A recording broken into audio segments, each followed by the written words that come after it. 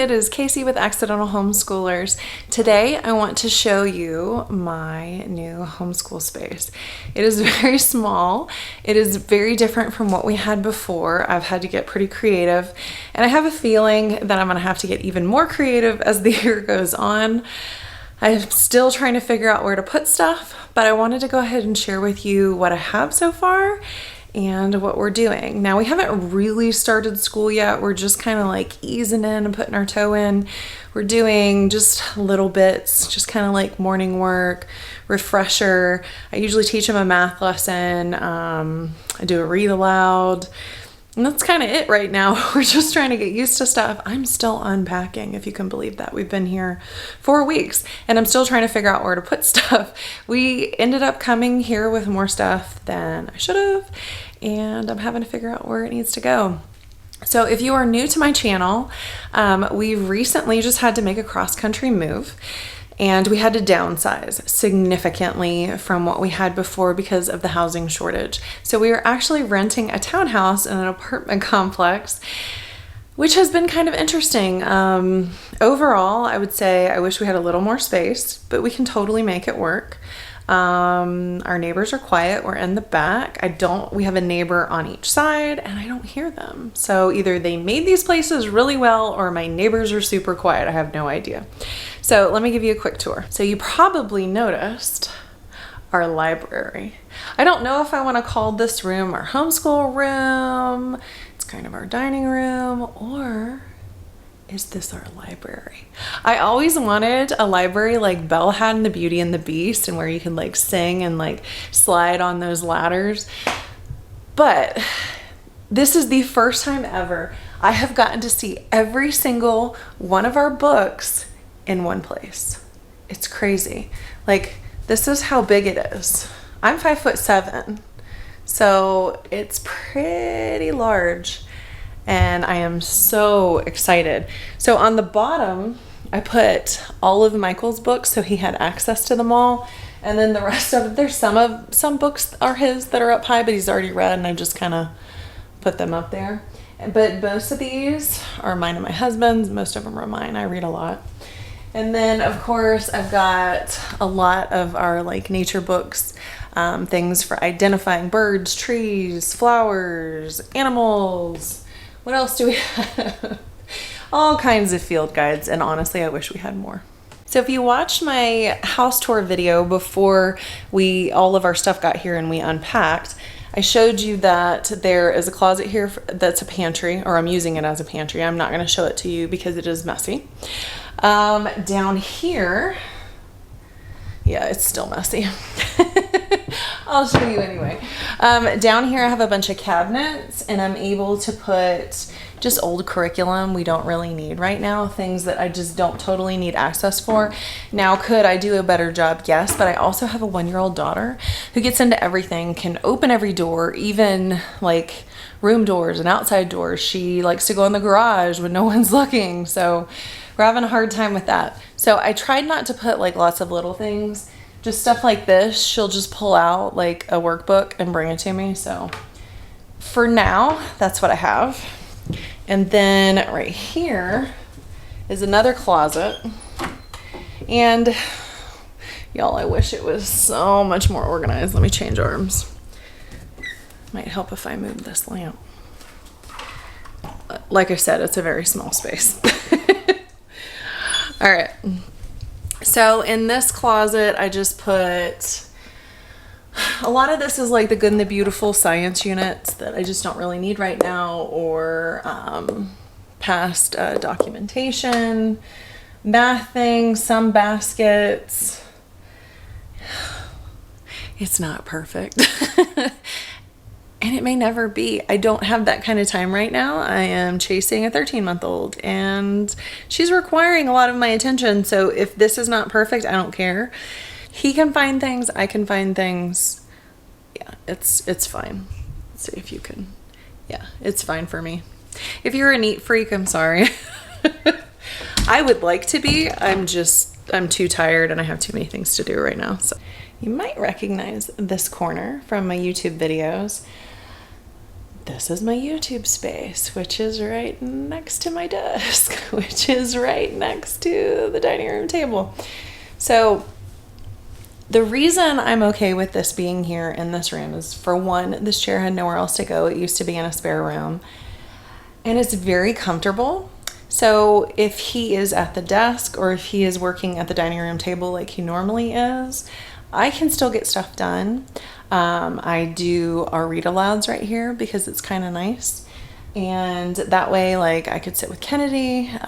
We could read books together while he's working. Honestly, it's just really nice to have in here. And it's just kind of pretty. And then over here is, this desk actually used to be in the master bedroom. And my husband and I did stuff at it all the time. Well, there's no room in our current master bedroom. It's so small. So I was like, put it in the dining room / classroom / library. So I was actually able to set up the desktop computer. We can keep our laptops here. The printer's down here, so it's centrally located. It was not before. And the plant now has a home. Oh, I would really like to put this bulletin board up here to either put like artwork on, hey, you got 100 on your spelling test, things like that. But I want to go get those, I don't know what you call them, but I'm not willing to put nails in the walls because we're having to rent. But it's like Velcro. You stick some to the back of it, you stick some to the wall. It's kind of like a command strip. I forget what they're called, but man, they're like heavy duty and you can hang up some really heavy stuff, and I really like them, and you don't ruin the walls. So I'd really like to hang a bulletin board here, and right here is a wall, and there's boxes. There's a wall right here as you go into the dining room, and I was actually thinking of hanging like a pretty big chalkboard for different things. Like if you was going to write spelling words, I could write different vocabulary words, especially stuff for science actually, and get a magnetic one, and I can hang just an extra place where I can hang stuff, which would be kind of nice too. I have one, I just still cannot find it. There are still boxes that are not unpacked. They didn't pack up things room by room. They kind of were like, oh, things are all alike, let's put them in a box together. So, and still can't find my lamps, but whatever. Ignore the mess back there in the kitchen. But yes, we have a bar. We can't use it. We don't have the space. We have to fit a table and a desk and a chair, and the space is not that big. We actually used to have a small little like 4-person table in our eat-in kitchen in our house, and it did not make it through the move. It got destroyed. So we had to order this table. I just got it from Target.com. It was on sale. It's a little dinged up too. Must be why it was on sale, but honestly, we're gonna have to move again in a year. So I was like, whatever. It's not time for our forever furniture, but looks pretty decent, and it gave us actually a little more working space. So over here, ignore the mess in the kitchen again. Yeah, I just don't have time. He has a basket which just has the things that he's responsible for in the morning, like handwriting. There's some math. He's doing one of those bridge workbooks right now. The book he's reading. He actually has a visual timer, which helps keep him on track. If you have a kid who has a hard time with stuff, visual timers are amazing. They make little ones too. Then this basket is mine. It's everything I'm responsible for, things I'm teaching him. We've been learning a little Spanish. Of course, our read aloud, my lesson plan book, so I can document everything. Just the things that I teach him, I keep in this basket just because I'm sure there's better ways to do it. I'm sure people have like amazing things. Somebody suggested an art cart, and I just don't have I don't have space for an art cart. I don't have a closet I can roll it away in. So baskets work fine. We scoot it all to the end of the table when we want to sit down and eat dinner. It's great. There's no need to reinvent the wheel. I mean, if it works, it doesn't have to be this amazing system that's just beautiful and all this shelving. If you have the space and the time and the money, great. I just need it to be simple right now. Will I change things as school goes on? Of course. As soon as, we start doing stuff, I figure out ways to do things that are easier, better places to store things that work better for him. But for now, this is what I have.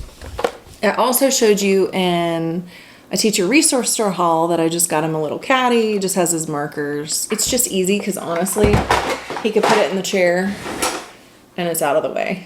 And what's been nice is that we have a sliding glass door right here, which provides a lot of light and we can kind of see outside. The neighbors are never outside, which is great. So I don't feel super weird. I am not an urban person. I want to live out in the middle of nowhere away from people, but it's been really nice. People have been really quiet.